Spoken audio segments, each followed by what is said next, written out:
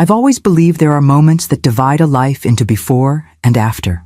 My first teaching job, meeting Richard, the birth of Caroline, and now, this moment, standing in my kitchen as my daughter coldly informs me that she has mortgaged my home without my knowledge or consent. He needed it more than you do, Mom, Caroline says, not a hint of remorse in her voice as she explains how she used my personal documents to secure a $285,000 loan against my fully paid home. Greg's startup has real potential. You're 68.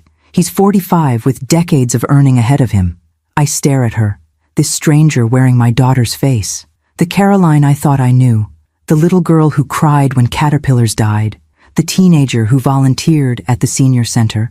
The woman who promised her father on his wedding day that she would always take care of me, has been replaced by someone calculating and cold. For 47 days, I had sat beside Richard's hospital bed as cancer slowly claimed him. 47 days of holding his hand, moistening his lips, reading aloud his favorite poetry when pain kept him awake through the night. 47 days when Caroline visited exactly 3 times, always with excuses about the children's activities or Greg's business meetings. And during those 47 days, while I kept vigil over my dying husband of 46 years, my daughter had apparently been busy, gathering my financial documents, forging signatures where necessary, and leveraging the home that represented my only real financial security to fund her husband's latest entrepreneurial venture. The payments are $1,850 a month, she continues, as if discussing something as trivial as a cable bill. It's only for a year or 2 until Greg's company takes off. Then we'll pay it all back. My teacher's pension is $2,300 a month. The mortgage payment she's arranged would leave me with $450 to cover utilities, food, insurance, and everything else. Caroline, I say, my voice steadier than I feel. This is my home, my only significant asset. You had no right. Dad would have wanted to invest in family, she interrupts, the familiar refrain whenever she wants something. Richard, generous to a fault, had indeed believed in supporting family. But he had also been the one to finally cut off financial support to Caroline and Greg after their third failed business venture depleted our retirement savings by $120,000. Your father would never have approved of mortgaging my home without my knowledge while he was dying, I correct her quietly. Something hardens in Caroline's expression, a glimpse of the stranger she has apparently always been beneath the facade of the daughter I thought I knew. Well, it's done now. The papers are signed. The money's been transferred. Greg's company is already in development. You'll just have to manage the payments until we can take them over. I feel a curious calm settle over me, like the eye of a hurricane. For 42 years, I have been first and foremost Caroline's mother, prioritizing her needs, making excuses for her shortcomings, believing in her fundamental goodness despite mounting evidence to the contrary.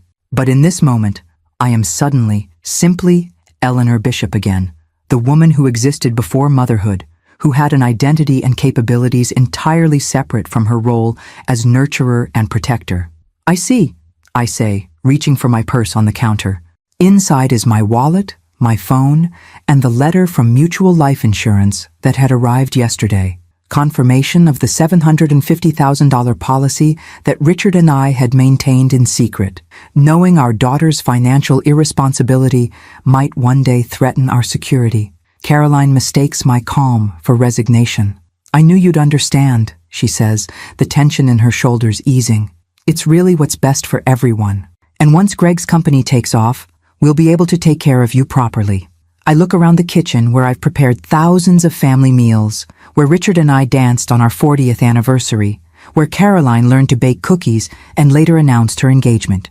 Every surface holds memories that are now tainted by this betrayal. Then don't complain about what happens next, I tell her, my voice soft but clear as I walk toward the door. What's that supposed to mean?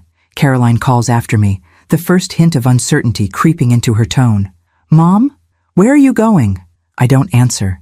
The front door closes behind me with a quiet click that belies the seismic shift it represents. In my sensible Honda, the car Richard insisted on buying new for me 3 years ago despite Caroline's suggestion that, at your age, Mom, a used car makes more sense, I sit for a moment, hands steady on the steering wheel. My phone buzzes with a text from Caroline.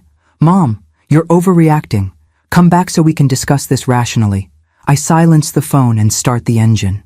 As I pull away from the house that is now burdened with a mortgage I never approved, I catch a glimpse of Caroline watching from the window, her expression a mixture of irritation and confusion.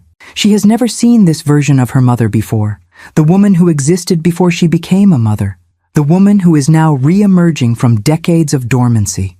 Eleanor Bishop, age 68, recently widowed, newly betrayed by her only child, drives away from her mortgaged home with no destination in mind but a growing certainty about her next steps. The teacher everyone in Cedar Grove knows for her patience and kindness has left the building. In her place is the woman who once negotiated million-dollar deals in Boston's financial district, who chose to become a teacher not out of necessity but conviction, and who now has nothing left to lose but her dignity, and she refuses to relinquish that.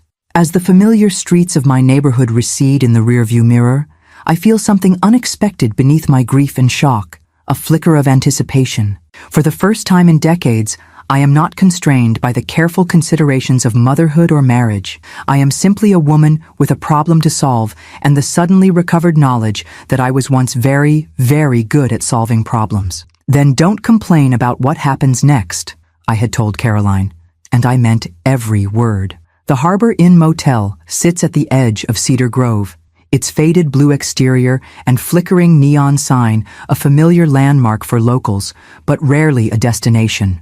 I pay cash for 3 nights, ignoring the clerk's curious glance. A woman my age, alone, is an unusual sight in this establishment that caters primarily to commercial fishermen and the occasional budget tourist. Room 12 is clean but Spartan. A double bed with a floral comforter that has seen better days, a small table with 2 chairs, a bathroom with towels worn thin from countless washings. It reminds me of the first apartment Richard and I shared after college, before success and stability brought us the comfortable home that is no longer truly mine. I set my purse on the bed and take out my phone. 17 missed calls from Caroline, 3 from Greg, a text from my neighbor, Martha. Caroline came by looking for you, seemed upset. Everything okay? I reply only to Martha, taking some time to myself. Will explain later. Please don't share my business with Caroline for now. Martha, a widow herself for 5 years, responds immediately. Understood. Here if you need anything. The simple offer of support brings unexpected tears to my eyes, the first I've allowed myself since discovering Caroline's betrayal. I sit on the edge of the bed and finally let the magnitude of the situation wash over me. My husband is gone. My daughter has betrayed me in the most fundamental way. My home is burdened with a debt I never agreed to. At 68, when I should be settling into a secure, if modest, retirement, I am instead facing financial ruin. The tears don't last long. I've never been one for extended self-pity, a trait Richard always admired. Eleanor Bishop doesn't wallow, he would say proudly. She assesses and addresses. Assess and address. The mantra that served me well during my years in finance before I chose to become a teacher. It's time to remember those skills. I open my laptop, the same one I used to grade papers and create lesson plans before retirement, and begin my research. First, the specifics of the mortgage Caroline has taken out on my home. Online banking reveals the full details. $285,000 at 6.8% interest, a 30-year term with a balloon payment due in 5 years. The funds were transferred directly to Green Innovations LLC, the company Greg incorporated 3 months ago, while Richard was still alive but too ill to be aware of financial matters. Next, the legal implications. I may have been out of the financial world for decades, but I still understand fraud when I see it. If Caroline forged my signature or misrepresented herself as having authority to act on my behalf, there are clear legal remedies. I compile a list of elder law attorneys in the county, making note of those who specifically mention financial exploitation in their practice areas. Finally, I research Green Innovations LLC. The company website is slick but vague, full of buzzwords about disruptive technology and innovative solutions, without specifying exactly what product or service they provide. The Our Team page features Greg prominently as founder and CEO, along with 3 young people listed as development associates, whom I've never heard mentioned, despite Caroline's constant updates on Greg's business ventures. By midnight, my eyes are burning, but my mind is clearer than it's been since Richard's diagnosis 6 months ago. I have a preliminary plan with 3 parallel tracks. Legal, consult with an attorney about the mortgage's validity and potential remedies. Financial, secure my remaining assets, including Richard's life insurance payout, before Caroline can access them. Intelligence, gather information about Green Innovations' actual business prospects to assess the true risk to my home. I close the laptop and prepare for bed. The cheap motel mattress, a poor substitute for the memory foam Richard insisted on buying when his back started troubling him. As I drift toward sleep, I remember something my father told me when I got my first job in finance. Eleanor, in business, information is currency and timing is everything. The person who knows more and moves faster always has the advantage. Tomorrow, I will start using my currency and leveraging my timing. Caroline and Greg believe they're dealing with a resigned, compliant widow, too emotionally fragile after her husband's death to mount any significant resistance. Their first mistake was betraying me. Their second, and potentially more costly mistake, is underestimating me. Morning brings renewed purpose. After a quick shower and a breakfast of vending machine coffee and packaged muffins, I drive to Coastal Community Bank, where Richard and I have had our joint accounts. Marion Jenkins, the branch manager, has known us for 20 years, attending the same church and serving on the library board with me. Eleanor, she greets me with genuine warmth, tinged with sympathy. I was so sorry to hear about Richard. How are you holding up? Managing one day at a time, I reply, the standard response that satisfies without inviting deeper inquiry. I need to discuss some account changes, Marion. Is there somewhere private we can talk? In her office, with the door closed, I explain the situation with a factual detachment that surprises even me. Marion's expression shifts from concern to shock to carefully controlled outrage. This is a clear case of financial exploitation, Eleanor, she says when I finish. As a mandated reporter for elder abuse, I should inform you that I'm obligated to report this to Adult Protective Services. I hadn't considered this angle, but it makes perfect sense. I understand, and I appreciate that. In the meantime, I need to secure whatever assets remain under my control. Marion nods, fingers already moving efficiently over her keyboard. First, let's review what accounts you have with us and their current status. The next hour is a methodical review of my financial situation. Our main checking account, now mine alone, contains $4,278. A savings account holds another $12,350. A certificate of deposit with $35,000 is scheduled to mature in 3 months.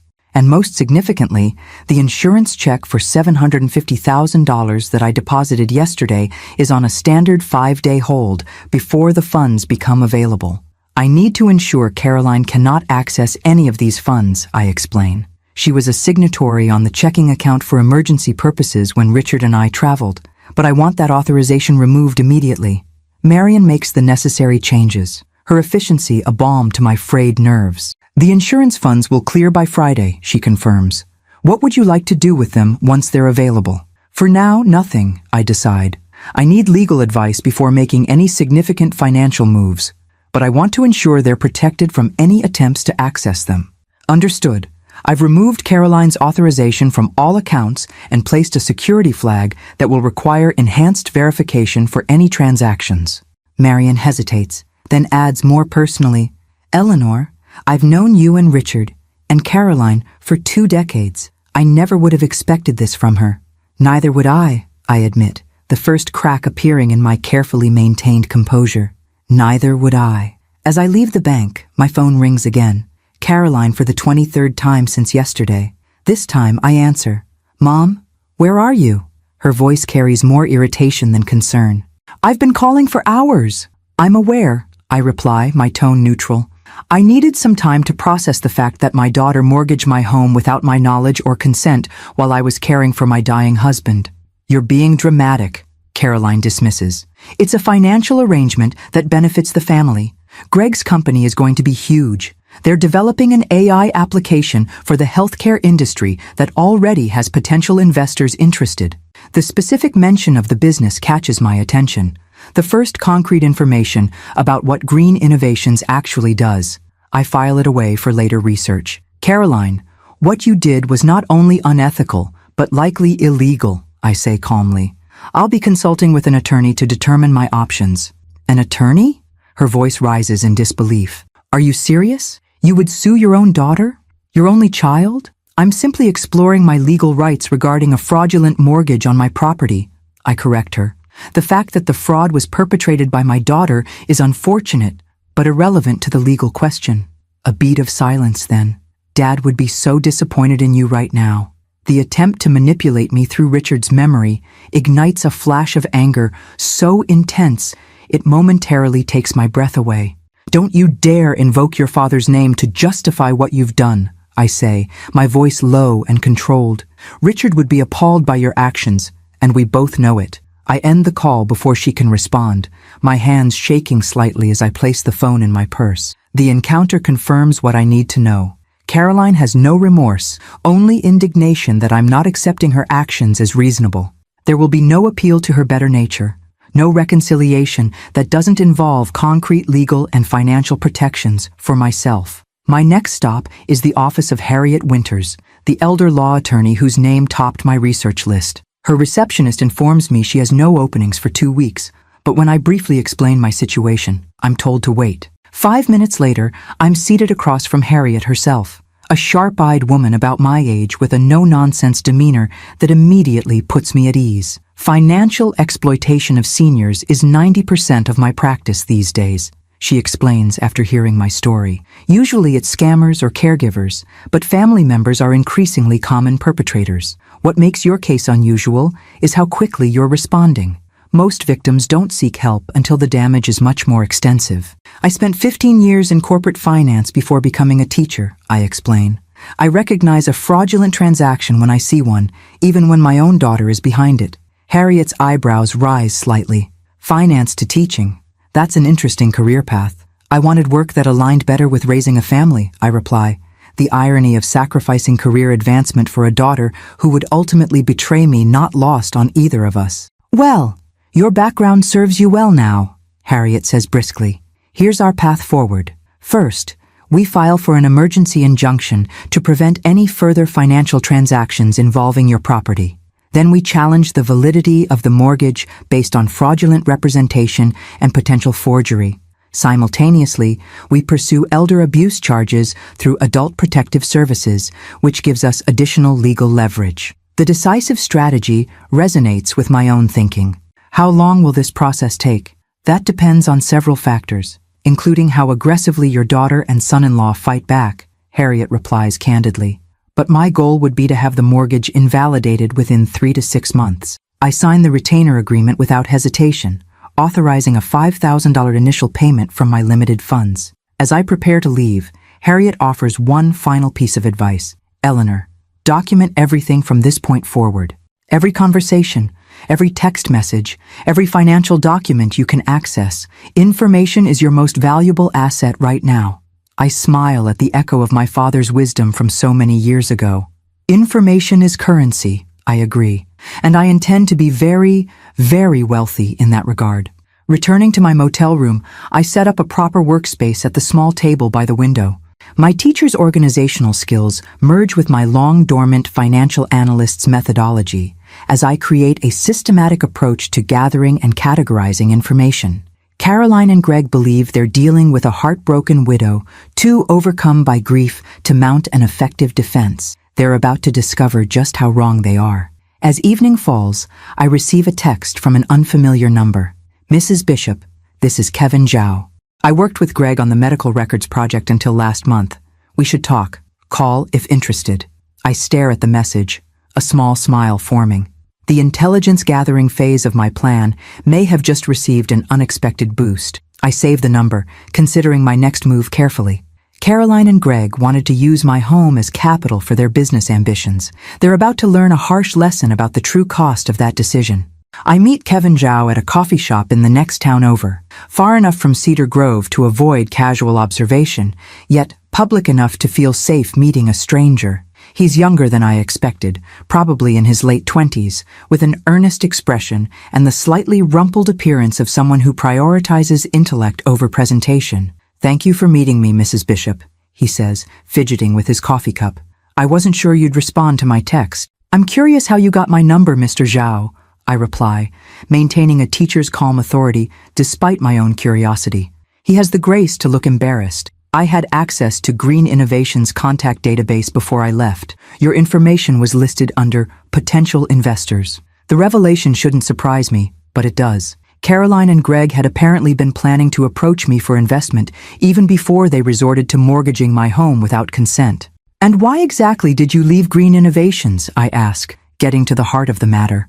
Kevin glances around before leaning forward. Ethical concerns, Mrs. Bishop. Greg recruited me from medical software development, promising we'd create an AI system to improve patient record security. But once funding became tight, the focus shifted to less ethical applications. Be specific, please. They're developing an algorithm to identify patients likely to benefit from expensive treatments, but with insurance limitations that would prevent full payment to providers. His voice drops further. Essentially, helping healthcare companies avoid treating patients who would cost them money.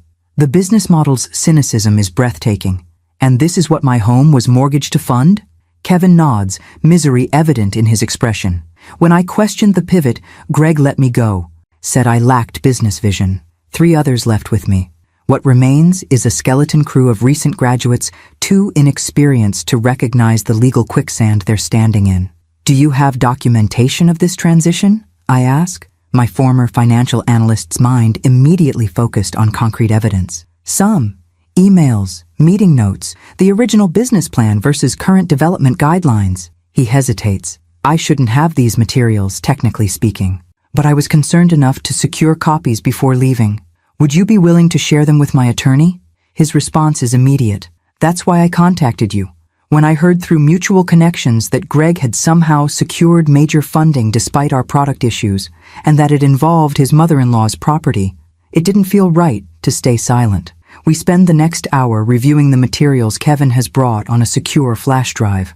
The picture that emerges is damning. Green Innovations began with legitimate healthcare technology aspirations, but pivoted toward ethically questionable applications when initial development proved more challenging than anticipated.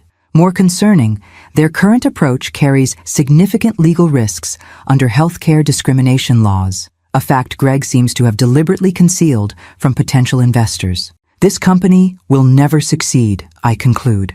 My financial analysis skills rusty, but still functional. Even if they complete development, the legal challenges would bankrupt them before they could scale. That's my assessment as well, Kevin agrees, which makes the mortgage situation even more troubling. That money will evaporate with nothing to show for it. As we prepare to leave, Kevin hesitates. Mrs. Bishop, I hope this helps. I'm not typically a whistleblower, but he trails off, searching for words. You have integrity, Mr. Zhao, I finish for him, an increasingly rare commodity. Thank you. Back at the Harbor Inn, I secure Kevin's flash drive in my laptop bag and call Harriet Winters to brief her on this new information. Her response is immediate and strategic. This strengthens our case significantly, she confirms. If we can prove Greg knew the business model was fundamentally flawed when securing the mortgage, it adds weight to the fraud allegations. I'll expedite our filing for the emergency injunction. After ending the call, I check my messages. 3 more from Caroline, increasingly demanding, and 1 from Greg that makes my blood boil. Eleanor, Caroline is upset by your dramatic reaction. The mortgage is a standard business arrangement. If you persist with this attorney nonsense, you'll only waste money you clearly need. Be reasonable. The condescension in his tone, addressing me by my first name, dismissing my legal rights as nonsense, positioning himself as the voice of reason, ignites something beyond anger. It crystallizes my resolve. I don't respond to either of them. Instead, I call Marion at the bank to confirm the insurance funds will be available tomorrow as planned. Then I contact Martha, my neighbor who has been keeping an eye on my house. There's been a lot of activity, Martha reports. Caroline and Greg were there all yesterday evening, removing boxes, and today a young man in a business suit was taking photographs of the exterior. Photographs? This is unexpected and concerning. Yes, measuring the yard too, like a property assessment. The implications are disturbing. Are they already planning to sell my home? or perhaps planning renovations to increase its value for a future sale. Either scenario suggests they're moving forward aggressively, despite my clear opposition. Martha, would you be willing to keep a log of all visitors and activities you observe at the house? It could be important for my legal case. Already started one, she assures me, the efficient librarian she was before retirement, evident in her approach. Dates, times, descriptions, even a few discreet photos from my garden when they were loading boxes into Greg's car. You're a godsend, I tell her sincerely. Nonsense. What they're doing isn't right, Eleanor.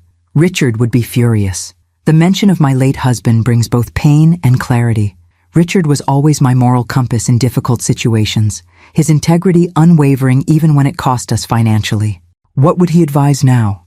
The answer comes with perfect clarity. Protect yourself first, then seek justice, not revenge. The distinction is crucial. With this principle in mind, I review my plan for tomorrow when the insurance funds become available. I need to secure the money while maintaining maximum flexibility for whatever legal challenges lie ahead. Caroline and Greg have shown they're willing to forge documents and manipulate financial instruments. I cannot underestimate their potential for further deception. My phone buzzes with another text from Caroline. Mom, this silent treatment is childish. Greg and I are trying to create generational wealth for our family, including you. Stop making this personal. The stunning lack of self-awareness would be almost comical if it weren't so infuriating. Making it personal, to object to someone mortgaging your home without consent? The mental gymnastics required for such a position are truly Olympian. For a brief moment, I wonder what happened to the daughter I thought I raised. Was she always this person, and I simply refused to see it? Or did something change her along the way? Perhaps Greg's influence, or the materialistic values that seem to drive their every decision. The questions have no satisfying answers, and ultimately, they don't change my current reality. My home is encumbered with a fraudulent mortgage. My daughter and son-in-law see me as a financial resource rather than a person deserving of respect and consideration. And at 68, recently widowed, I am starting over in ways I never imagined. Tomorrow, when the insurance money becomes available, I will begin the process of rebuilding my security, and Caroline and Greg will begin to understand exactly what they've awakened in the mother they so gravely underestimated. Friday morning dawns, clear and bright, a perfect New England autumn day that belies the storm brewing in my personal life. I check out of the Harbor Inn after 4 nights, the longest I've ever stayed in a motel, and drive directly to Coastal Community Bank.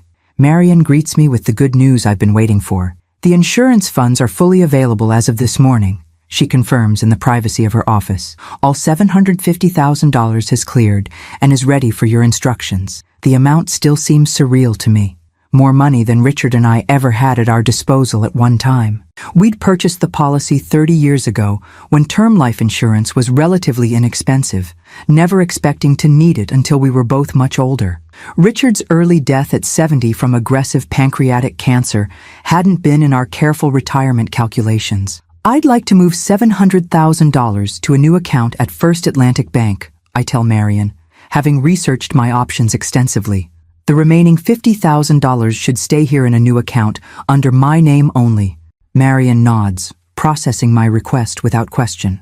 She understands the strategy. Dividing assets between institutions provides additional security against unauthorized access. First Atlantic has no connection to my existing financial history with Caroline, making it far more difficult for her to attempt any further financial maneuvers against me.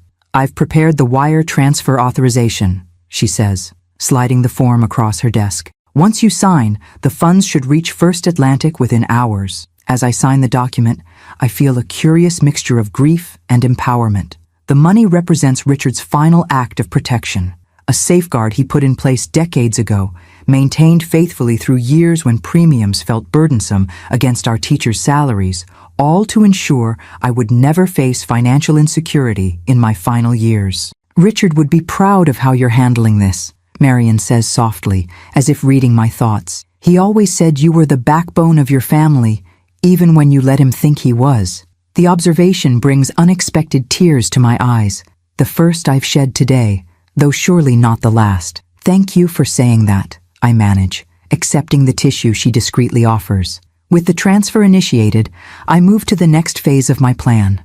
Harriet has arranged for me to meet with a real estate attorney immediately after my bank appointment. The timing is crucial. I need expert advice before making my next move. Douglas Freeman's office occupies the second floor of a colonial building on Cedar Grove's Main Street. At 75, he's the town's most experienced real estate lawyer, having handled property transactions in the county for nearly 5 decades. Mrs. Bishop, he greets me warmly, rising from behind a desk crowded with documents. Harriet briefed me on your situation. A troubling case indeed. I appreciate his directness. I need to understand my options regarding the property itself, Mr. Freeman. Specifically, can I still sell the house despite the fraudulent mortgage? He settles back into his chair, steepling his fingers in consideration. The short answer is yes, but with complications. The mortgage, though fraudulently obtained, has been recorded against the property. Any sale would require either satisfying that lien or getting it invalidated through legal proceedings. And if I wanted to sell immediately, you'd need to either pay off the mortgage from the sale proceeds or place those funds in escrow pending resolution of the fraud case. He studies me carefully. May I ask why you're considering selling, rather than simply fighting to invalidate the mortgage? The home has been in your family for decades, as I recall. The question touches on something I've been processing since discovering Caroline's betrayal. The house doesn't feel like home anymore, I admit. Every room holds memories, now tainted by what my daughter did. And practically speaking, it's larger than I need as a widow living alone. Douglas nods in understanding. In that case, I would recommend an approach that maintains your flexibility while maximizing financial return. We can list the property while simultaneously pursuing invalidation of the fraudulent mortgage. This creates leverage from multiple directions. And what would potential buyers think about purchasing a property with ongoing legal issues? With proper disclosure and the right price adjustment, it could still be attractive to certain buyers, he explains, particularly if we structure the sale with contingencies related to mortgage resolution. The market in Cedar Grove remains strong, especially for established properties in your neighborhood. We spend the next hour outlining a strategic approach that aligns with Harriet's legal efforts. By the time I leave Douglas's office, I have a clear path forward. I will list my house for sale at a competitive price, use the legitimate interest from potential buyers as leverage against Caroline and Greg, and continue pursuing legal invalidation of the mortgage through Harriet. My next stop is Jenny Sullivan Real Estate, the most reputable agency in town. Jenny herself, a formidable woman in her 50s who has sold more Cedar Grove properties than any other realtor, greets me with professional warmth that shifts to genuine concern when I explain my situation. Eleanor, this is absolutely unconscionable, she says, indignation evident in her tone. I've known Caroline since she was in my daughter's Girl Scout troop. I never would have expected this from her. Neither would I acknowledge, the simple truth still painful to admit. But here we are. I'd like to list the house as soon as possible. Jenny's efficiency matches my urgency. Within an hour, we've established a listing price of $475,000, slightly below market value to attract immediate interest, and scheduled a photographer for tomorrow morning. The listing will go live on Monday, giving me the weekend to prepare the house for showing. You'll need to disclose the mortgage situation, Jenny advises, but we can frame it as a legal matter in process of resolution. Given your property's location and condition, I expect significant interest despite the complications. As I leave her office, my phone buzzes with a text from Martha. Greg is at your house now with 3 men in business suits. They're measuring rooms and taking more photos. The information confirms my suspicions. They're already planning the next phase of their scheme, perhaps renovations to increase the property's value for eventual sale after they've fully established control. The audacity is breathtaking. I drive to a small cafe on the outskirts of town, needing a quiet space to think before my next move. Over a cup of tea and a sandwich I barely taste, I review my progress so far. The insurance money is secure and divided between 2 institutions. Legal proceedings to invalidate the mortgage are underway. The house will be listed for sale on Monday. I have documented evidence of Greg's questionable business practices through Kevin Zhao, but I still lack a critical piece of information: exactly how Caroline executed the mortgage fraud. Understanding her methods would strengthen my legal case and potentially protect me from similar attempts in the future. As if summoned by my thoughts, My phone rings with a number I don't recognize. Mrs. Bishop, this is Diane Kramer from First Fidelity Mortgage. I'm calling regarding some irregularities we've discovered in your recent home equity loan application. My heart rate accelerates. I never applied for a home equity loan with First Fidelity. That's precisely the irregularity I'm referring to, she replies, her tone shifting from professional to concerned. Our fraud department flagged the application during a routine review. The signatures and documentation didn't align with our verification processes. I would very much like to know what documentation was submitted, I tell her, reaching for my notebook. I'm currently pursuing legal action regarding a fraudulent mortgage on my property. In that case, I think we should meet in person, Mrs. Bishop. There's information you should be aware of that I'm not comfortable discussing over the phone. We arranged to meet Monday morning at her office in Portsmouth. As I end the call, a grim satisfaction settles over me. The puzzle pieces are coming together faster than I anticipated. Caroline and Greg apparently attempted to secure multiple loans against my property, not just the one I've discovered. Their greed may prove to be their undoing. Back in my car, I check my phone to find 7 missed calls from Caroline and a text that makes my blood boil. Mom, stop whatever you're doing with the insurance money. That's family money meant for all of us, not just you. We need to discuss how it should be properly distributed. The breathtaking entitlement, claiming rights to Richard's insurance policy that was explicitly designated for my financial security, solidifies my resolve. This isn't just about the house anymore. It's about establishing boundaries that should never have been necessary between a mother and daughter. I start the engine, a clear destination in mind. It's time to see exactly what Caroline and Greg have been doing to my home in my absence. I park a block away from my house, a precaution that feels strange when approaching my own home of 40 years. From Martha's driveway next door, I have a clear view of the activity. Greg's silver BMW in the driveway alongside an unfamiliar van with coastal renovations painted on its side. Through my living room windows, I can see movement, multiple people walking through my house as if they own it. Martha emerges from her side door, garden shears in hand as a convenient prop for our conversation. They've been here since 10 this morning, she reports in a low voice, pretending to trim her hydrangeas. The renovation crew has been measuring for what sounds like a complete kitchen remodel. I heard Greg telling them to prioritize features that increase resale value. The information confirms my suspicions. They're planning to renovate and then sell my house, likely assuming I'll eventually accept their actions as a fait accompli. The sheer audacity leaves me momentarily speechless. And Carolyn? I ask, wondering if my daughter is participating in this violation. Hasn't been here today. Just Greg and the contractors. Martha hesitates, then adds, Eleanor, I don't think you should confront them alone. Greg seemed agitated when he arrived. I heard him on the phone saying something about securing the asset before she causes more problems. Her concern is valid, but I'm beyond caution now. I appreciate your worry, Martha, but I need to see exactly what they're doing. Would you mind calling me in about 15 minutes? That gives me an excuse to cut the conversation short if needed. Martha agrees reluctantly, extracting a promise that I'll leave immediately if I feel unsafe. With a steadying breath, I walk up the familiar path to my front door. The door Richard insisted on painting red because a home should announce itself with confidence and use my key to enter.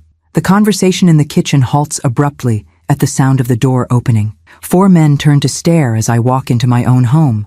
Greg and 3 strangers in work clothes holding tape measures and notepads. Eleanor! Greg recovers quickly, his surprise morphing into forced joviality. I didn't expect you today. We're just looking at some potential updates to the property. Updates to my property, I correct him calmly, setting my purse on the entry table with deliberate ease. The property you and Caroline fraudulently mortgaged while I was at the hospital with my dying husband. The renovation crew exchanges uncomfortable glances, clearly sensing they've stepped into a family dispute beyond the usual client disagreements. Greg's smile tightens. Gentlemen, would you give us a few minutes? Wait outside, and we'll continue shortly. Once they've filed out, Greg's demeanor changes instantly. What the hell do you think you're doing, Eleanor? Caroline is beside herself with your disappearing act, and now I hear you're moving money around and meeting with attorneys? This needs to stop immediately. No, Greg. What needs to stop is your assumption that you have any right to make decisions about my home or my finances. I look pointedly around the kitchen, where cabinet samples and countertop materials are spread across my table, including renovations I haven't authorized. These improvements will benefit everyone, he argues, his tone shifting to the condescending patience one might use with a difficult child. The updated kitchen will significantly increase the property's value. For whose benefit? Certainly not mine, since you've made it clear you expect me to quietly accept your theft of my home. His expression hardens. It's not theft. It's family asset management. Caroline is your only child, your heir. This house would eventually be hers anyway. That was for me to decide, not for you to take. I maintain a calm exterior, despite the fury building inside me. And to be clear, as of this morning, Caroline is no longer my heir in any capacity. This lands like a physical blow, the first indication that he recognizes real consequences may be forthcoming. What are you saying? I'm saying I've updated my will. I'm saying the insurance money from Richard is secure beyond your reach. And I'm saying this house will be listed for sale on Monday morning. Greg's face flushes with anger. You can't sell the house. There's a mortgage. A fraudulent mortgage that's currently being investigated by both my attorney and the fraud department at First Fidelity, I interrupt, taking satisfaction in his momentary confusion at the mention of First Fidelity. Yes, I know about that application too. You've been busy, haven't you? He takes a step toward me, his height suddenly intimidating in the confines of my kitchen. You're making a serious mistake, Eleanor. Caroline and I were trying to help you, providing financial management you clearly need. This vindictive response only proves you're not thinking rationally. The attempt to gaslight me, to reframe their exploitation as assistance and my self-protection as irrational, ignites something deep and fierce within me. Let me be perfectly clear, I say, my voice steady despite my racing heart. What you and Caroline did was fraud. It was elder abuse. It was a betrayal so profound I still struggle to comprehend it. But your biggest mistake wasn't the mortgage, Greg. It was underestimating me. My phone rings. Martha's promised call. I answer without taking my eyes off Greg. Yes, I'm at the house. No, everything's fine. Yes, I'll be there shortly. I end the call and retrieve my purse. The contractors can leave. There will be no renovations. A real estate photographer will be here tomorrow morning to prepare the listing. Caroline won't accept this, Greg warns, his tone now openly threatening. And neither will I. We have documentation showing your approval of these financial arrangements. Your word against ours. Who do you think people will believe? A grieving widow, possibly suffering from cognitive decline, or her concerned daughter and son-in-law? The strategy is now explicit. They'll claim I'm mentally incompetent if necessary to maintain control of my assets. I've anticipated this, but hearing it stated so baldly still chills me. Documentation can be examined for authenticity, Greg. Signatures can be verified, and cognitive ability can be professionally assessed. I move toward the door with deliberate confidence. I may be grieving, but I'm far from decline. Something you're about to learn the hard way. As I leave, I hear him already on the phone to Caroline, his voice urgent and agitated. I walk calmly to Martha's house, where she waits anxiously on her porch. You're pale as a sheet, she observes, ushering me inside.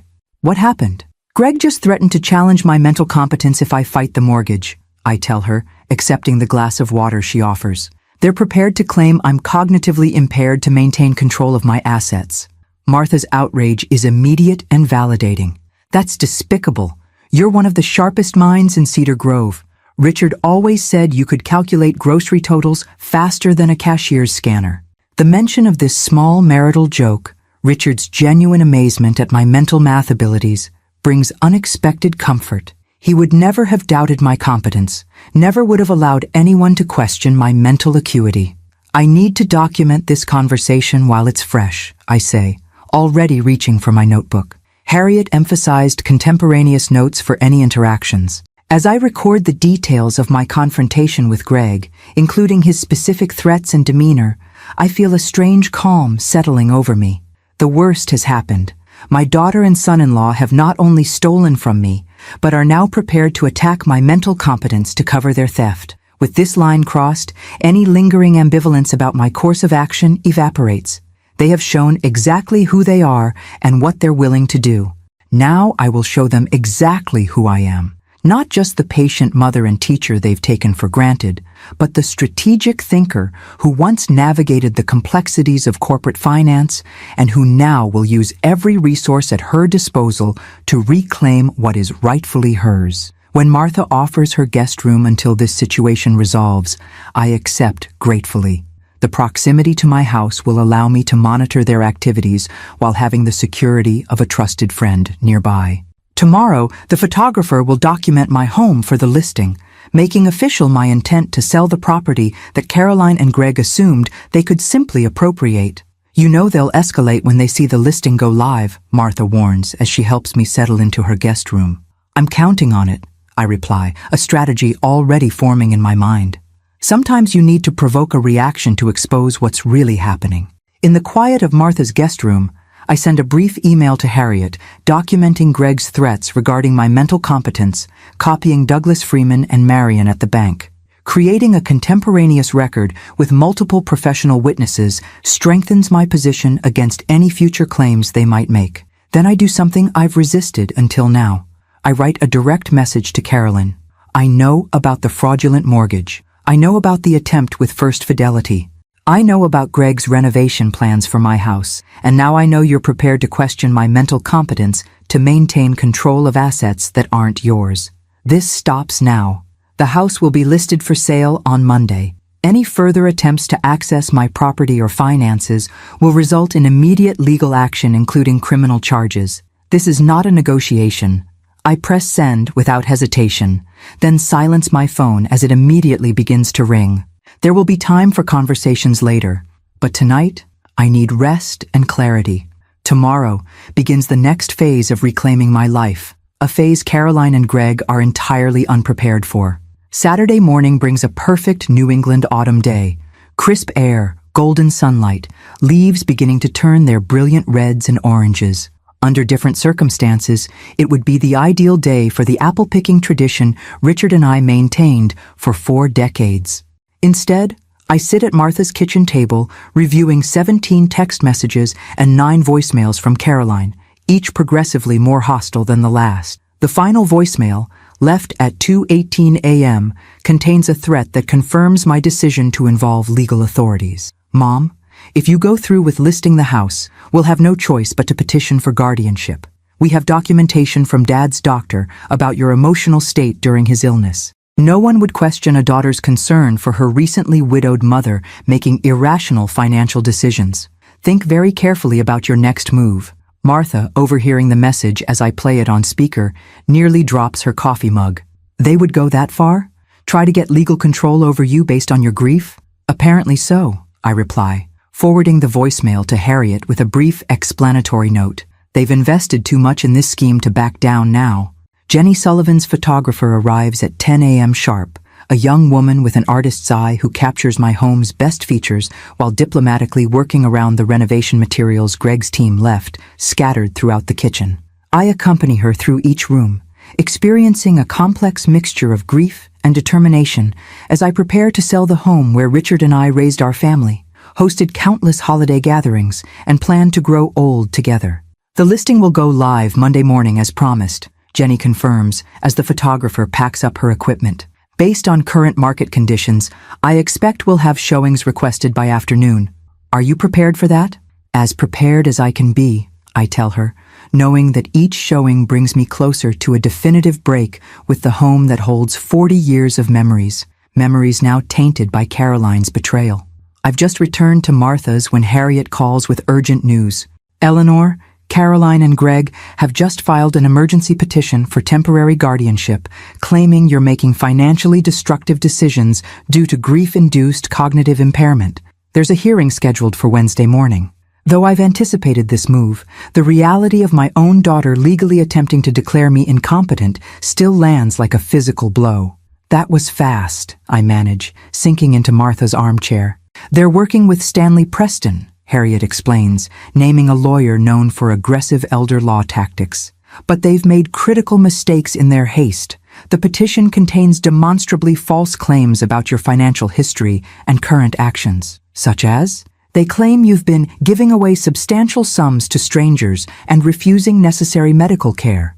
both assertions we can easily disprove. More importantly, they failed to include an appropriate medical assessment, instead relying on notes from Richard's doctor about your emotional distress during his illness. Grief isn't cognitive impairment, I point out. Precisely.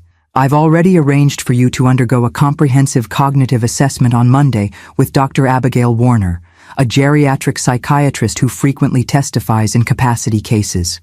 Her evaluation will carry significant weight with the court. After ending the call, I sit quietly, processing this escalation. Carolyn isn't just attempting to take my home. She's now trying to legally strip me of my autonomy, to gain control over every aspect of my life under the guise of protection. The depth of this betrayal exceeds even my worst expectations. Martha, sensing my distress, sits beside me. What can I do to help? Witness statements, I decide. Strategic thinking overriding emotional response. The court will want evidence of my cognitive functioning from people who interact with me regularly. Would you be willing to provide a statement about our recent interactions? Of course, she agrees immediately. And I'll ask Pastor Williams and the library board members too. They've all seen you handling complex decisions during the church renovation committee meetings. By Sunday evening, we've collected 6 witness statements testifying to my mental acuity, organization skills, and rational decision-making in various contexts. Combined with Dr. Warner's upcoming assessment and documentation from Marion at the bank regarding my methodical financial management, we're building a compelling case against Caroline's guardianship petition. Monday brings 2 significant developments. First, Dr. Warner's cognitive assessment, which I complete with perfect scores across all measures of executive function, memory, judgment, and financial capacity. Mrs. Bishop, she tells me afterward, I conduct dozens of these assessments monthly. Your cognitive function is not merely adequate for independent living. It's exceptional for any age. My report will state this unequivocally. The second development occurs at 2 p.m. when I meet with Diane Kramer from First Fidelity Mortgage. In her office, she presents me with a shocking discovery. This application was submitted online 3 weeks ago, she explains, showing me documents bearing what appears to be my signature.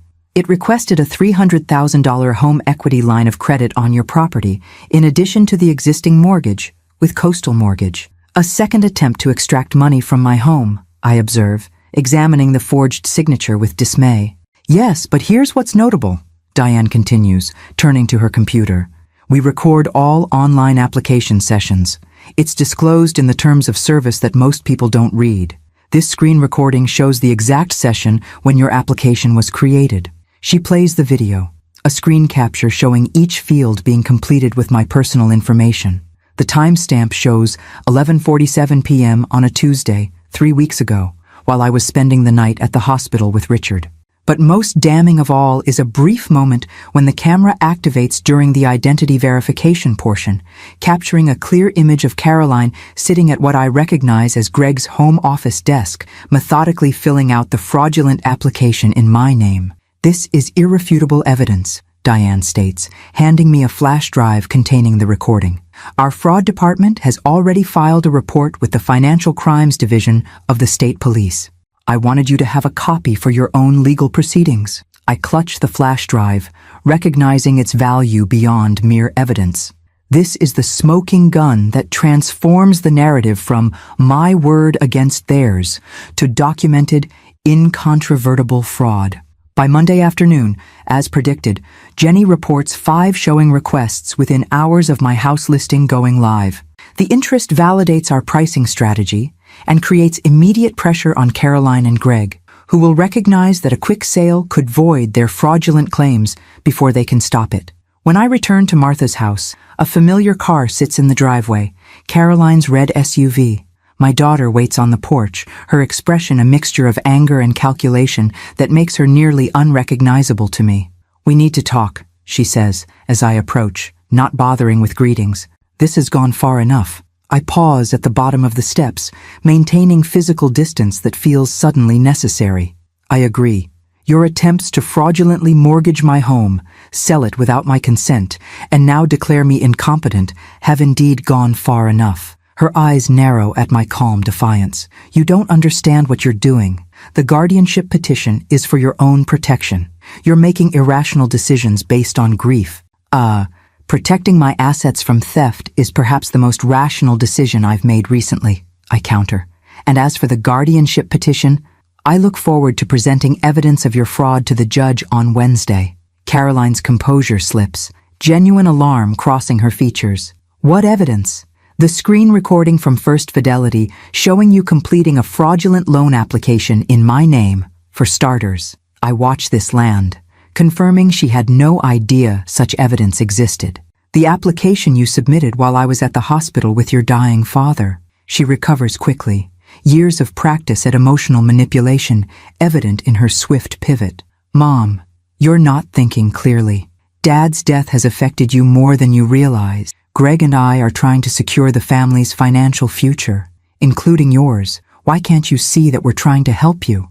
The audacity of this framing, casting their theft as assistance, reignites my determination. Caroline, this conversation is over. I will see you in court on Wednesday. Any further communication should go through our respective attorneys. As I move to walk past her up the stairs, she grabs my arm, a gesture so unexpected and inappropriate that we both freeze in momentary shock. You can't do this, she hisses, fingers digging into my sleeve. Do you have any idea what this could do to Greg's business? To our reputation in Cedar Grove? To the kids' college funds? I gently but firmly remove her hand. You should have considered those consequences before committing fraud. Now please leave before I call the police to report this harassment. Something shifts in her expression, the calculation giving way to genuine anger. This isn't over. You have no idea what you're up against. As she storms to her car and drives away, Martha emerges from inside the house where she's been wisely monitoring our interaction. Are you all right? She asks, concern evident in her voice. I'm fine, I assure her, though my racing heart suggests otherwise. But I think we need to install security cameras here too. This is escalating in ways I didn't fully anticipate. That evening, I forward the First Fidelity evidence to Harriet, along with a detailed account of Caroline's ambush and implied threats. Each document, each recorded interaction strengthens our position for Wednesday's hearing. A hearing that will determine not just control of my assets, but the fundamental question of my autonomy as a competent adult. As I prepare for bed in Martha's guest room, I find myself thinking of Richard and what he would make of this situation. The man who taught high school mathematics for 40 years, who approached problems with logical precision, who valued integrity above all else, what would he advise now? The answer comes with perfect clarity. Proceed with truth and documentation. Let the evidence speak, and remember that while Caroline may have been our daughter, she has made her choices as an adult and must face adult consequences.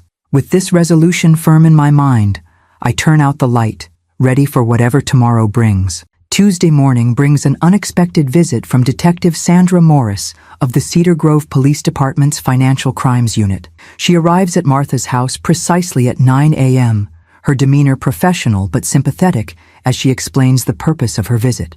Mrs. Bishop, we've received concerning reports from several financial institutions regarding potentially fraudulent activities involving your accounts and property. She begins, once we're seated in Martha's living room. I'd like to ask you some questions about these matters, if you're comfortable doing so.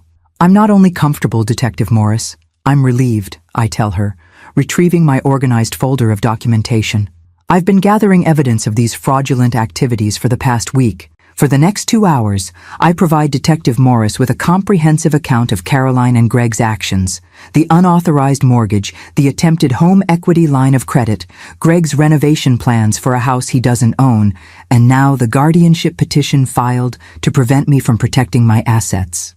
This is one of the more egregious cases of elder financial exploitation I've seen, Detective Morris comments as she reviews the First Fidelity screen recording, showing Caroline completing the fraudulent application. The premeditation is particularly concerning. My daughter and son-in-law appear to believe my age makes me an easy target, I observe. The painful truth no less difficult to articulate, despite days of processing this betrayal.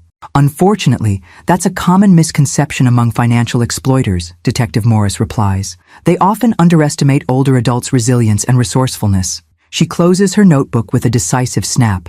Based on the evidence you've provided and the reports from financial institutions, we have sufficient grounds to open a formal criminal investigation. The words land with a weight I wasn't fully prepared for. Criminal investigation.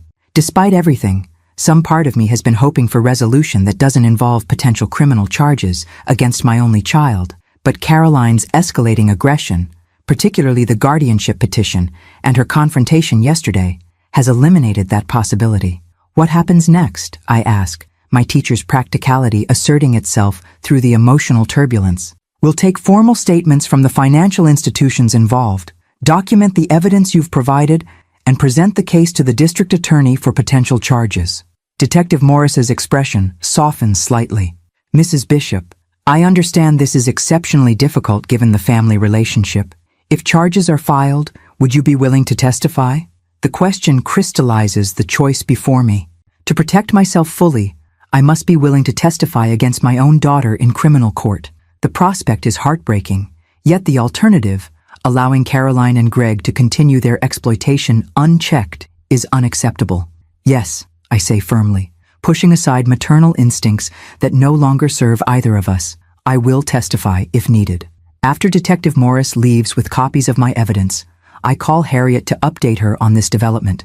Her response is immediately strategic. This strengthens our position for tomorrow's guardianship hearing significantly, she notes. A criminal investigation into the very people seeking guardianship over you creates an obvious conflict of interest. I'll file a supplementary brief this afternoon. By early afternoon, Jenny Sullivan calls with updates that further validate our approach. We've received 11 showing requests for the house so far, including 3 from pre-qualified buyers. I've scheduled them starting Thursday, assuming Wednesday's hearing goes as expected. It will, I assure her, confidence growing with each piece of evidence, each professional ally who recognizes the legitimacy of my position. My phone buzzes with a text from an unknown number. Mrs. Bishop, this is Kevin Zhao again. Greg just sent an email to all former employees threatening legal action if we spread misinformation about green innovations. He's clearly panicking. Thought you should know. This indirect confirmation that our counteroffensive is having its intended effect bolsters my resolve. I forward the message to Harriet, another piece in our growing documentation of Caroline and Greg's increasingly desperate attempts to maintain control of their fraudulent scheme. Late Tuesday afternoon brings perhaps the most significant development yet. Douglas Freeman calls with news about the fraudulent mortgage. Eleanor, we've made a critical discovery, he begins, excitement evident in his typically measured tone. The notary whose stamp appears on the mortgage documents has filed a report stating her stamp was used without authorization. She has never met you and was actually on vacation in Florida the day the documents were supposedly notarized in Cedar Grove. Another forgery, I conclude, adding this to the mountain of evidence against Caroline and Greg. Not just forgery. Notary fraud is a separate criminal offense, Douglas explains. I forwarded all documentation to Detective Morris and updated Harriet for tomorrow's hearing. By Tuesday evening, as Martha and I prepare a simple dinner, the pieces have aligned with a clarity that transcends my initial shock and grief. What began as a personal betrayal has evolved into a documented pattern of criminal behavior that extends beyond family drama into the realm of serious legal consequences. Are you ready for tomorrow? Martha asks as we clean up after dinner, concern evident in her voice. As ready as I can be, I reply honestly. I never imagined having to defend my competence against my own daughter in court. But here we are. Here we are indeed, Martha agrees, handing me a freshly dried plate to put away. But you're not facing it alone. Half the town is outraged on your behalf since word got out about what they've done. This is news to me. Word got out? How? Martha looks slightly sheepish. Well, Pastor Williams might have mentioned during Sunday service that we should pray for a community member facing elder exploitation from family members. He didn't name names, but everyone in Cedar Grove can connect those particular dots. I finish, torn between embarrassment at my private troubles, becoming public knowledge, and gratitude for the community support. Caroline and Greg showed up at church looking like they'd swallowed lemons. Martha continues with undisguised satisfaction. Left before the coffee hour when 3 different people asked pointed questions about your well-being. The image brings an unexpected smile to my face, the first genuine amusement I've felt in days. Public opinion in small towns can be a powerful force, and it appears that force is aligning firmly in my favor. That night, as I prepare for bed, I review the timeline of events Harriet has helped me create for tomorrow's hearing. The chronology is damning. While I sat at Richard's bedside during his final days, Caroline and Greg were actively plotting to exploit my distraction and grief for financial gain. The documented evidence creates an irrefutable narrative of opportunistic predation rather than concerned family members protecting a cognitively impaired elder. My phone buzzes with one final text before I turn in for the night. From Kevin Zhao again. Just heard Green Innovations lost their office lease. Landlord cited reputational concerns after local bank withdrew financing commitment. Greg was escorted out by security after making threats. The house of cards is collapsing faster than I anticipated. As I set my alarm for 6 a.m., early enough to prepare thoroughly for the 9 a.m. hearing, I feel an unfamiliar sense of vindication. Not pleasure in Caroline and Greg's downfall, but validation that the systems designed to protect vulnerable adults can sometimes work as intended when activated by someone with the knowledge and resources to navigate them effectively. Tomorrow, I will face my daughter across a courtroom, defending my mental competence against her attempts to seize control of my life. It will be painful, possibly traumatic, certainly life-altering. But tonight, I rest in the certainty that truth documented is a powerful shield against those who would exploit vulnerability, even when those exploiters share your DNA. In the quiet darkness of Martha's guest room, I whisper to Richard's memory, "I'm doing what needs to be done. I hope you understand." The silence that follows feels, somehow, like his approval. Cedar Grove's courthouse dates back to 1892, its imposing granite facade and broad marble steps designed to inspire respect for the law. I've passed it thousands of times during my decades in town, but never entered its doors until today, the day I must defend my competence against my own daughter's attempts to declare me incapable of managing my affairs. Harriet meets me on the courthouse steps at 8:30 a.m., her confident demeanor and impeccable charcoal suit providing reassurance. Martha walks beside me, having insisted on accompanying me for moral support. Several familiar faces nod greeting as we enter. The town librarian, 2 former teaching colleagues, Pastor Williams, their presence unexpected but fortifying. Word travels fast in small towns, Harriet observes, noting my surprise at the community turnout. And people generally dislike seeing one of their own mistreated, especially someone with your standing in the community. The courtroom is more intimate than television depictions would suggest, a compact space with well-worn wooden benches, walls paneled in dark oak, and morning sunlight filtering through tall windows. I spot Caroline and Greg immediately, seated at the respondent's table with their attorney, Stanley Preston, a corpulent man whose expensive suit and aggressive reputation precede him. Caroline looks up as we enter, her expression briefly vulnerable before hardening into something unreadable. Greg leans toward Preston, whispering urgently while gesturing toward a document before them. Neither acknowledges my presence directly. They received our supplemental filing with the criminal investigation details this morning, Harriet whispers as we take our seats at the petitioner's table.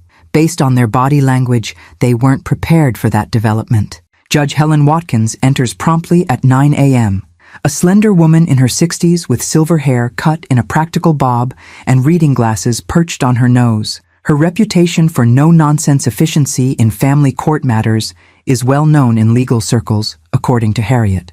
"Good morning," she begins, reviewing the papers before her.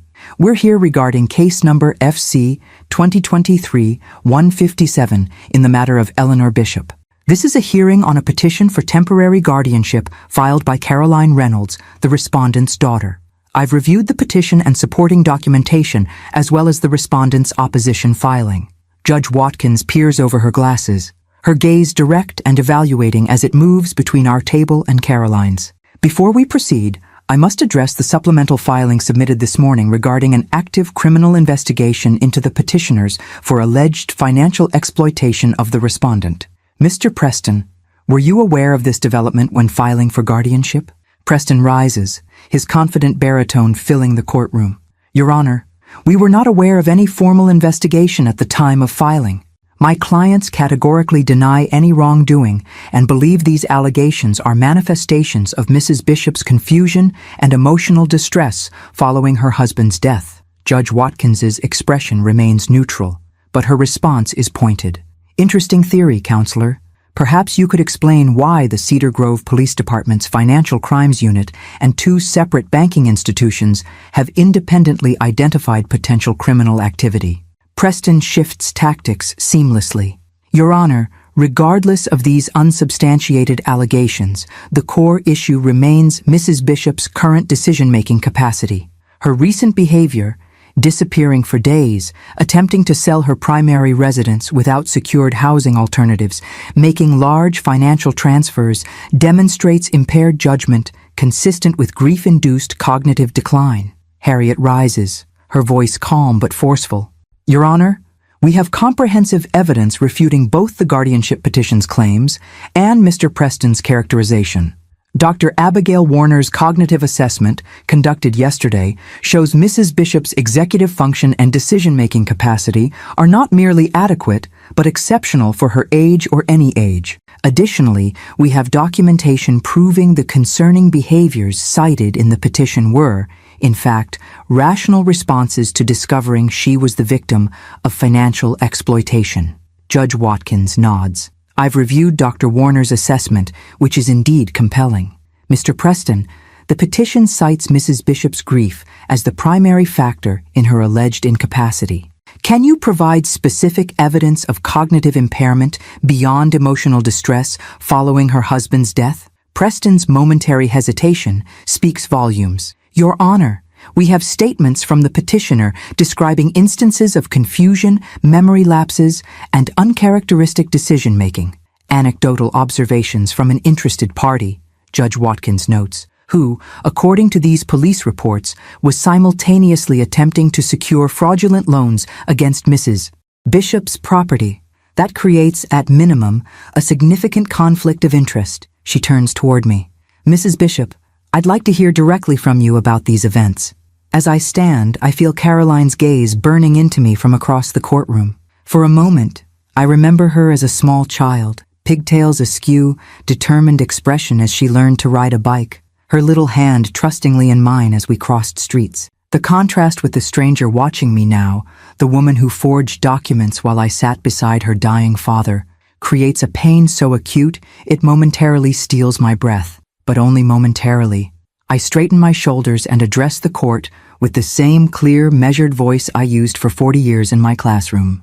Your Honor, while I was sitting with my husband during his final days, my daughter and son-in-law executed a complex scheme to mortgage my fully paid home without my knowledge or consent.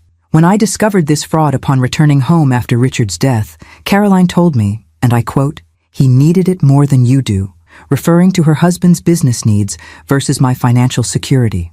I continue methodically through the timeline of events, describing each discovery, each piece of evidence, each step I've taken to protect my assets and autonomy. Throughout my testimony, I maintain direct eye contact with Judge Watkins, my voice steady, despite the emotional weight of publicly detailing my daughter's betrayal. The actions I've taken, securing my insurance funds, consulting attorneys, listing my house for sale, are not signs of confusion or impairment. They are rational, strategic responses to discovering I had been financially exploited by family members I trusted implicitly. As I conclude my testimony, the courtroom remains utterly silent. Judge Watkins studies me for a long moment before turning to Caroline. Ms. Reynolds, would you like to address your mother's testimony? Caroline rises slowly, her composure visibly strained. Your Honor, my mother has always been strong-willed and independent. Those qualities made her an excellent teacher and parent. But since my father's diagnosis, she's been different, more paranoid, quick to assume the worst about family members' intentions.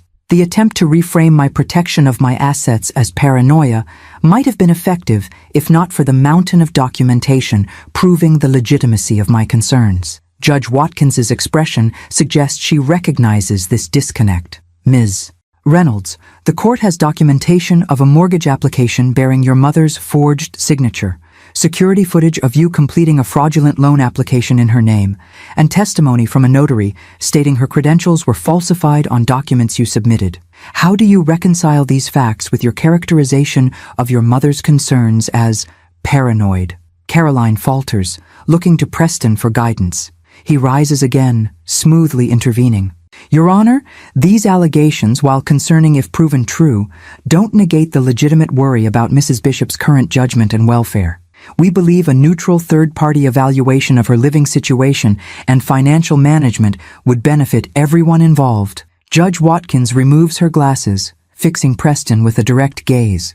Counselor, what I'm seeing is an attempt to use this court to gain control over assets that your clients have already tried to access through potentially criminal means. That is not the purpose of guardianship provisions. She turns back to the documents before her, reviewing them silently for several moments before delivering her ruling. The petition for temporary guardianship is denied. Furthermore, I'm issuing a financial protection order prohibiting Caroline Reynolds and Gregory Reynolds from accessing any accounts, properties, or assets belonging to Eleanor Bishop. Relief washes over me. Not celebration, but the quieter satisfaction of being believed, of having my autonomy affirmed by the court. Judge Watkins isn't finished. Mrs. Bishop, while I'm denying this guardianship petition, I want to ensure you have appropriate support systems in place, given your recent widowhood and these family complications. Would you be amenable to a court-appointed elder advocate checking in periodically? I would welcome that, Your Honor, I reply honestly. Additional professional oversight seems prudent given recent events.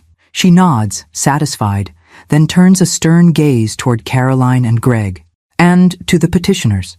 Be advised that filing guardianship petitions as a means to gain control of assets is an abuse of this court's purpose. Given the active criminal investigation, I am forwarding all documentation from this hearing to the District Attorney's Office for their review. As Judge Watkins concludes the hearing, I exhale slowly, feeling a complex mixture of vindication and sorrow. I've won this battle. My autonomy is secure, my competence officially recognized, but the cost has been the final fracturing of my relationship with my only child, a loss that sits heavily alongside my grief for Richard. Martha squeezes my hand as we rise to leave. You did it, Eleanor. You stood your ground. Yes, I think as we exit the courtroom, carefully avoiding Caroline's gaze. I stood my ground, but the ground beneath us all has irrevocably shifted, and what remains is forever altered by what we've lost. The 24 hours following the hearing pass in a blur of activity. Jenny Sullivan reports 5 scheduled showings of my house for Thursday and Friday, with interest exceeding her expectations. Harriet files the judge's financial protection order with all relevant financial institutions, creating an additional layer of security around my assets. Douglas Freeman expedites paperwork to formally challenge the fraudulent mortgage, strengthened by the notary's affidavit confirming her stamp was used without authorization. By Thursday morning, a strange calm has settled over me, the quiet after a storm when damage is assessed and rebuilding begins. I return to my house for the first time since confronting Greg, needing to prepare it for the upcoming showings. Martha insists on accompanying me, concerned about potential confrontations if Caroline or Greg appear. But the house stands empty, sunlight streaming through windows that need washing, mail piled neatly on the entry table, courtesy of Martha's daily collection. The renovation materials have disappeared from the kitchen, leaving only faint marks on the countertops where samples once sat. The silence holds a quality I can't quite name, not peace exactly, but absence. As if the house itself is holding its breath, waiting to learn its fate. It feels different, I observe, moving through rooms that contain 40 years of my life, like it's already not mine anymore. Houses know things, Martha replies with the matter-of-fact wisdom of someone who has lived in the same home for 6 decades. They feel when change is coming. We spend the morning preparing for the showings, dusting, vacuuming, arranging fresh flowers in strategic locations. I place family photographs in drawers, unable to bear the sight of Caroline's smiling face watching me as I systematically dismantle the life we shared in this space. The task is both practical and symbolic, clearing physical reminders of the past to make room for an uncertain future. By early afternoon, we've transformed the house into the impersonal showcase needed for successful viewings. As we finish, my phone rings with a number I don't recognize. Mrs. Bishop? This is Amanda Tilley from the District Attorney's Office. Do you have a few minutes to discuss the investigation into Caroline and Gregory Reynolds? I step onto the back porch for privacy, steeling myself for whatever comes next. Yes, I'm available. What can I tell you? We've reviewed the evidence provided by Detective Morris and the documentation from yesterday's court hearing. Based on our assessment, we're preparing to file criminal charges for mortgage fraud, identity theft, financial exploitation of an elder, and forgery against both Caroline and Gregory Reynolds. Though I've known this was a possibility, even a probability given the substantial evidence, hearing it stated so officially sends a chill through me. My daughter facing criminal charges, my grandson's parents potentially incarcerated. What happens next? I ask, my voice steadier than I feel. We'll be presenting the case to the grand jury next week for indictment. If they return true bills, we'll issue arrest warrants. Given the nature of the charges and the defendant's community ties, they'll likely be permitted to surrender themselves rather than being arrested at home or work. The clinical description of a process that will shatter what remains of my family feels surreal. And if they're convicted? These charges typically carry sentences of 2 to 5 years, though first-time offenders often receive probation with restitution requirements. Given the amount involved and the exploitation aspect, however, some jail time is possible. After ending the call, I sit alone on the porch steps, the same steps where Richard and I watched countless sunsets, where Caroline learned to jump rope, where neighborhood children gathered for popsicles on summer afternoons. The weight of what's happening settles over me. My actions, while necessary for self-protection, have set in motion consequences that will affect not just Caroline and Greg, but their children, my grandchildren, as well. Martha finds me there, still processing. Bad news? She asks, settling beside me. Criminal charges are being filed next week, I tell her. Mortgage fraud, identity theft, elder exploitation, forgery. She nods, unsurprised. They made their choices, Eleanor. Repeatedly. This isn't your doing. Isn't it, though? I could choose not to cooperate with the prosecution. I could decline to testify. Martha considers this, her expression thoughtful. You could. And what message would that send? That exploitation has no consequences? That betraying family trust is acceptable if you're eventually caught? That laws protecting vulnerable adults don't matter if the perpetrator is related to the victim? Her questions cut through my momentary doubt. You're right. It's just difficult to reconcile the daughter I thought I raised with someone capable of these actions. People surprise us, Martha says simply. Sometimes wonderfully, sometimes terribly. The question is how we respond to those surprises. Our conversation is interrupted by Jenny's arrival for the first showing, a couple in their 30s with a toddler and another child on the way, looking for a family home with history and character. I watch from Martha's driveway as they tour my house, the young woman's hand resting on her pregnant belly as she gazes up at the magnolia tree Richard planted the year we moved in. They love it, Jenny reports afterward, particularly the established garden and the reading nook under the stairs. They're pre-approved and considering making an offer after their second viewing tomorrow. The news should bring satisfaction, evidence that my counter-strategy is working, but instead leaves me feeling hollow. Another family will make memories in these rooms, will celebrate holidays under this roof, will plant their own trees and watch them grow to maturity. Life continuing its relentless forward movement while I navigate the wreckage of what once was. Friday brings 3 more showings and confirmation from Harriet that the fraudulent mortgage is being formally challenged through legal channels, with the bank initiating its own internal fraud investigation. By evening, Jenny calls with news that the young couple wishes to make an offer, $455,000, slightly below asking but with minimal contingencies, and a flexible closing timeline. It's a solid offer from qualified buyers who genuinely love the house, Jenny advises. In this market, with the known complications regarding the mortgage situation, I'd recommend serious consideration. I agree to review the formal offer when it arrives Saturday morning. As I end the call, an email notification appears on my phone. From Caroline, the first direct communication since the court hearing. My finger hovers over the screen. Momentary hesitation before opening it.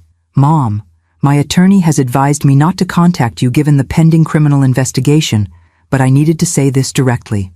I never intended for things to escalate to this point.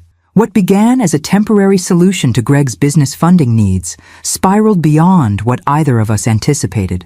I've been informed that you're selling the house and have received an offer. While I still believe our original plan would have benefited everyone in the long run, I recognize that you see it differently. I won't contest the sale or create further complications. The district attorney's office has contacted us regarding potential criminal charges. I don't know what will happen next, but I'm trying to shield the children from as much of this as possible. They're already asking why they haven't seen you, and I don't know what to tell them. Caroline. The email's careful wording. No direct admission of wrongdoing, no explicit apology, emphasis on shielding the children rather than acknowledging harm done, reflects the Caroline I now know rather than the daughter I thought I had. Even facing criminal charges, she cannot bring herself to take full responsibility for her actions or express genuine remorse. Yet beneath my disappointment, a flicker of maternal concern persists. The children, my grandchildren, are innocent casualties in this conflict. Their lives will be irrevocably altered by their parents' choices and the consequences now unfolding. I draft and delete 3 responses before settling on one that maintains necessary boundaries while acknowledging my continued connection to my grandchildren. Carolyn, I am proceeding with the sale of the house and expect to accept an offer this weekend. The legal processes regarding the fraudulent mortgage and other matters will continue as determined by the relevant authorities. Regarding the children, they have done nothing wrong and should not suffer additional loss. If you are comfortable with supervised visits arranged through a neutral third party, I would welcome the opportunity to maintain my relationship with them during this difficult time. Eleanor, as I press send, I recognize that this communication represents a new phase in our fractured relationship. Not reconciliation, but a carefully negotiated détente that prioritizes the children's well-being while maintaining the boundaries necessary for my protection. The house grows quiet as evening settles. Martha has gone to her book club, leaving me alone with my thoughts and the gentle tick of the grandfather clock Richard restored the year before his diagnosis. Tomorrow, I will likely accept an offer on the house where we built our life together. Next week, my daughter may face criminal indictment. The future I once envisioned, peaceful widowhood in my family home, surrounded by children and grandchildren, has vanished, replaced by something I'm still struggling to define. Yet beneath the grief and uncertainty, a foundation of quiet strength has emerged, a capacity to protect myself, to navigate complex systems, to rebuild from betrayal. These too are legacy from Richard and our life together, though I never expected to need them in quite this way. 3 months after that fateful day when I discovered the fraudulent mortgage, I stand in the sunlit living room of my new condominium, surrounded by carefully selected belongings from my former home. The space is smaller but thoughtfully designed. 2 bedrooms, an open kitchen and living area, a small balcony overlooking the community garden. Most importantly, it's fully paid for with a portion of Richard's insurance money, secured against any future attempts at exploitation. The sale of the house closed 2 weeks ago, $455,000 from the young couple expecting their second child. They'd been gracious about the delayed closing while the fraudulent mortgage situation was resolved, their patience rewarded with a solid family home at a fair price. Douglas Freeman had worked miracles, collaborating with bank fraud investigators to expedite the mortgage invalidation process once the notary fraud evidence came to light. The sale proceeds now sit in a carefully structured trust, an additional layer of protection recommended by Harriet. A knock at the door interrupts my contemplation. Martha enters carrying a flowering plant for my balcony, her latest contribution to what she calls my fresh start garden. The moving crew did a nice job, she observes, surveying the thoughtfully arranged furniture. It looks like you've been here for years already. Teachers are good organizers, I reply with a small smile, and I've had plenty of time to plan the layout. Indeed, the 3 months between accepting the offer on my house and today's final move had provided ample opportunity to reimagine my living space. I donated much of the larger furniture that wouldn't fit in the condominium, kept pieces with special meaning, and purchased several new items that reflected this next chapter. Practical, yet beautiful pieces chosen solely for my own pleasure rather than family functionality. Have you heard anything? Martha asks, the deliberate vagueness acknowledging the subject we've danced around all morning. The plea hearing is scheduled for Monday, I confirm. Harriet says the prosecutor has offered a deal, 2 years probation, full restitution, and community service in exchange for guilty pleas to reduced charges. The criminal case against Caroline and Greg had proceeded with mechanical inevitability after the grand jury indictment. Faced with overwhelming evidence and the prospect of significant prison time, they had apparently opted to accept the prosecutor's offer rather than risk trial. "How do you feel about that?" Martha asks carefully, helping me arrange books on the new built-in shelves. It's a question I've asked myself repeatedly as the case progressed. "Relieved," I answer honestly. Prison wouldn't undo what happened, and the children have already experienced enough disruption. The children, my grandchildren, remain the most complicated aspect of this situation. Following my email to Caroline, we had established a fragile arrangement for supervised visits at the community center, neutral territory where a social worker could monitor our interactions. The children, confused by the sudden family fracture but resilient in their youth, had gradually adjusted to this new normal. They now understood that Grandma has a new home, and Mom and Dad have some grown-up problems to solve. Simplified explanations that preserve their sense of security while acknowledging the changed circumstances. "Speaking of the children," I say, checking my watch, "I should start preparing for tomorrow's visit. Emma's bringing them at 11. Emma Harrison, the family therapist who had been instrumental in establishing the visitation arrangement, had gradually transitioned from supervisor to facilitator as the emotional temperature between Caroline and me cooled from open hostility to tense civility. Tomorrow would mark the first visit to my new home, a significant step in normalizing our reconfigured relationship. "I'll help you set up that craft project you mentioned," Martha offers, following me to the second bedroom that serves as both guest room and hobby space. As we organize materials for the bird feeder construction I've planned, an activity that balances creative expression with structure, according to Emma's recommendations, my phone rings with Harriet's number. "Eleanor, I just received word from the prosecutor's office," she begins without preamble. "Caroline and Gregory have accepted the plea deal. They'll formally enter guilty pleas on Monday to charges of mortgage fraud and elder financial exploitation. The identity theft and forgery charges will be dropped as part of the agreement."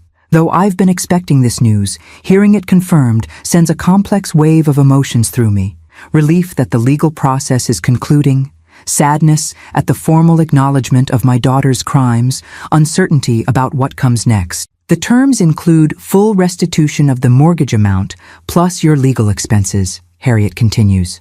They'll be required to complete financial ethics training and perform 200 hours of community service each. Most significantly for you, the agreement includes a permanent financial protection order preventing them from involvement with your assets in any capacity. "Thank you for letting me know," I reply, my teacher's composure masking the emotional tumult beneath. "Will I need to be present for the plea hearing?" "No, your victim impact statement has already been submitted to the court. You're welcome to attend, but it's not required." After ending the call, I share the update with Martha, who nods with grim satisfaction. Justice served, though not nearly what they deserved. "It's enough," I say quietly. "Consequences have been established, boundaries enforced, restitution ordered. Anything more would only satisfy vengeance, not justice." Martha studies me with the insight of decades-long friendship. "You've changed through all this, Eleanor, not hardened exactly, but fortified." Her observation resonates with my own sense of internal transformation. The woman I was before discovering Caroline's betrayal, the accommodating mother, the widow defined primarily by loss, the retiree gradually diminishing her expectations of life, has been replaced by someone more resolute, more self-protective, yet paradoxically more open to new possibilities. Evidence of this evolution surrounds us in my new home. The watercolor supplies in the corner, materials for the painting class I've joined, travel brochures for the New England coast tour I've booked for autumn, business cards for the financial literacy workshop for seniors I've begun co-facilitating at the community center, translating my painful experience into protection for others. Life rarely turns out as we expect, I reflect, arranging colorful craft supplies on the table. Richard and I thought we'd grow old together in that house, surrounded by family for holiday gatherings and Sunday dinners. Instead, I'm reinventing myself at 68 in a condominium I never expected to own. And doing it with remarkable grace, Martha adds. "Richard would be proud of how you've handled all this. The mention of my late husband brings both pain and comfort." In the darkest moments of the past 3 months, I've often found myself wondering what Richard would advise, how he would respond to our daughter's betrayal. The answers have never come as direct guidance, but rather as remembered values. His unwavering integrity, his belief in consequences proportional to actions, his capacity for forgiveness that never abandoned appropriate boundaries. Sunday morning brings sunshine and mild temperatures, perfect weather for the grandchildren's visit. They arrive precisely at 11, excited to explore Grandma's new castle, as they've dubbed it, based on my description of the condominium building's architectural details. Emma Harrison accompanies them, her professional demeanor softened by genuine warmth. "Carolyn asked me to give you this," she says quietly, handing me an envelope as the children explore the balcony garden. Inside is a handwritten note, the first personal communication from my daughter not filtered through attorneys or mediated by third parties since the court hearing. "Mom, as we prepare to accept legal responsibility for our actions tomorrow, I wanted to write to you directly. The words 'I'm sorry' seem inadequate for what we did, but they are nonetheless true. We betrayed your trust during your most vulnerable time, prioritizing our financial interests over your security and autonomy. I don't expect forgiveness or reconciliation, but I do want you to know that I recognize the harm we caused, not just legally, but to our family bonds and to the values you and Dad worked so hard to instill in me. The children treasure their time with you. Whatever happens between us, I hope that relationship can continue to grow. Caroline." I read the note twice, searching for manipulation or hidden agenda, but finding only what appears to be genuine, if belated, acknowledgement of wrongdoing. Not full accountability, perhaps, some passive language, some distancing, but more than I've received thus far. "Is everything all right?" Emma asks, noting my extended silence. "Yes," I reply, carefully folding the note and returning it to its envelope. Just unexpected communication. The children call from the balcony, eager to show me the sparrow that has landed on the railing, and I tuck the envelope into my pocket for later consideration. Today is for bird feeders and cookie baking, and stories read in the reading nook I've created in the guest room. Tomorrow will bring the formal conclusion of legal proceedings, and with it, decisions about what kind of relationship, if any, might be possible with Caroline going forward. But today, in this moment, I am simply a grandmother sharing a sunny Sunday with her grandchildren in a home that is truly, securely my own.